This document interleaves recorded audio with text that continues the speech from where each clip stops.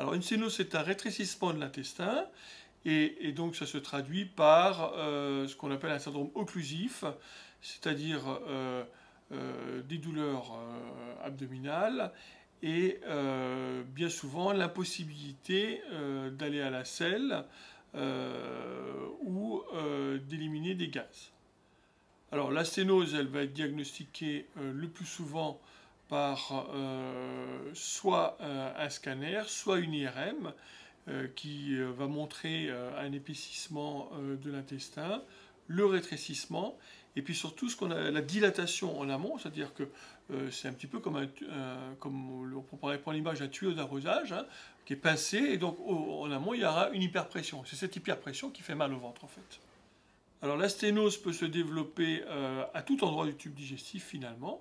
Il y a des patients qui ont les sténoses au niveau de l'anus par exemple, après des lésions anopérinéales, d'autres qui l'ont au niveau du côlon, d'autres qui l'ont très souvent au niveau de l'intestin grêle terminal, qui est un lieu privilégié d'atteinte de la maladie de Crohn.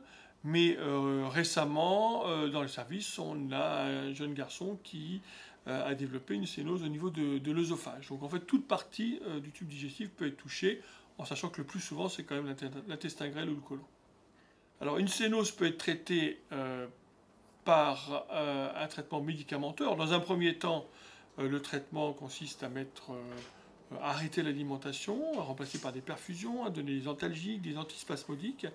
Et puis, il y a deux types de sténoses. Il y a des sténoses qui sont inflammatoires et qui vont répondre à un traitement médical, et des sténoses qui sont fibreuses et pour lesquelles le traitement médical ne sera pas efficace et qui va nécessiter un traitement soit chirurgical, soit endoscopique. Alors ça, c'est théorique, et souvent, il y a une part inflammatoire et une part fibreuse.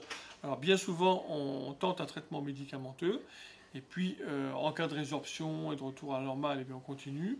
En cas de persistance des symptômes malgré le traitement médical, on passe sur un traitement soit endoscopique, soit chirurgical.